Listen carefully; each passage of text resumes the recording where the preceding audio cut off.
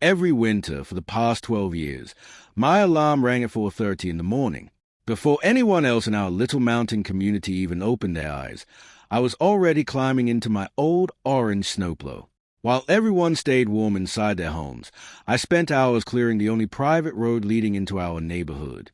No one paid me. No one asked me to do it. I did it because I knew families needed to get to work, children needed to reach school, and emergency vehicles needed a clear path if something went wrong. I never expected a thank you, but I certainly didn't expect a fine. One afternoon, after clearing nearly 2 feet of fresh snow, I opened my mailbox and found an official HOA violation notice. I honestly laughed, until I realized it wasn't a joke. According to the letter, my snowplow had left unsightly tire tracks across the entrance road and damaged the neighborhood's premium winter appearance. The fine? $200. I read it 3 times, hoping I had misunderstood. I hadn't. At the next HOA meeting, I brought pictures showing what the road looked like before and after I plowed it. Before, it was completely buried. After, every resident could safely drive home. I placed the photos on the table. The board barely looked at them. The HOA president folded his hands and smiled. "Mr. Carter, we appreciate your volunteer efforts, but those heavy tire tracks create an unattractive first impression for visitors." I stared at him for a moment before asking a simple question. If I don't clear the road, who will? One board member casually shrugged. "I'm sure the county takes care of roads like this." I shook my head. "No, they don't." Years earlier, the county had made it perfectly clear that our neighborhood road was privately owned. That meant they wouldn't touch it. The responsibility belonged entirely to the HOA. The room suddenly became quiet. Even so, the president refused to remove the fine. The violation stands. So I paid the $200. I went home, parked my snowplow inside the barn, and decided I was finished volunteering. 3 days later, another winter storm rolled across the mountains. This one was even worse. Snow fell nonstop through the entire night. By sunrise, nearly 4 feet of snow covered everything. The private road had completely disappeared beneath enormous snowdrifts. Cars couldn't leave their driveways.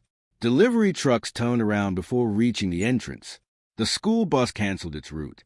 Even an ambulance responding to a medical call couldn't get into the neighborhood.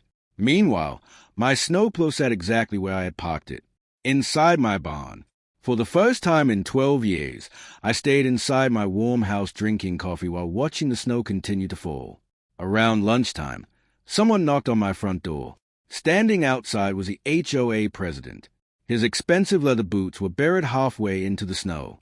The confident smile he wore during the meeting had completely disappeared.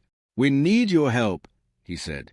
I looked past him toward the buried road, then back at him. I thought the county handled it. His face immediately turned red. "We were mistaken." "I know." He cleared his throat. "If you could clear the road today, we'd really appreciate it."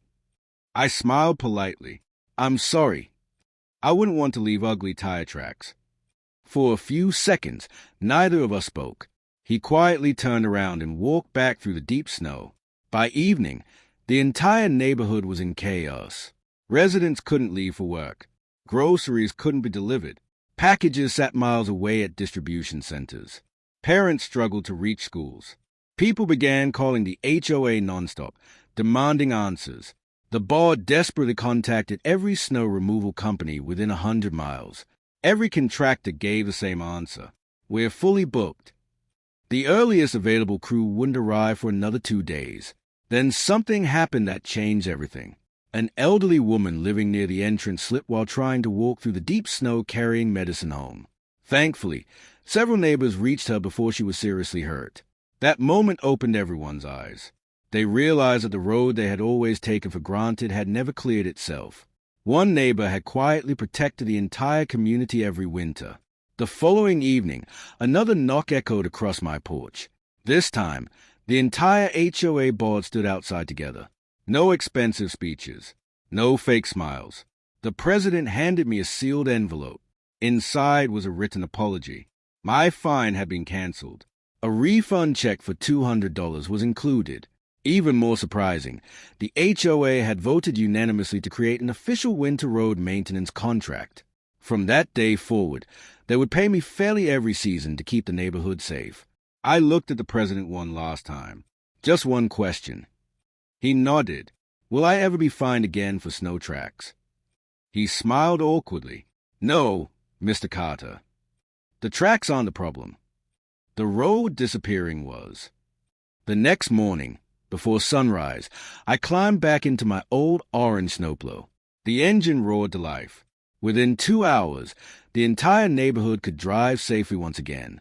As I watched families leave their homes, children climb onto the school bus, and delivery trucks roll through fresh snow, I couldn't help but smile.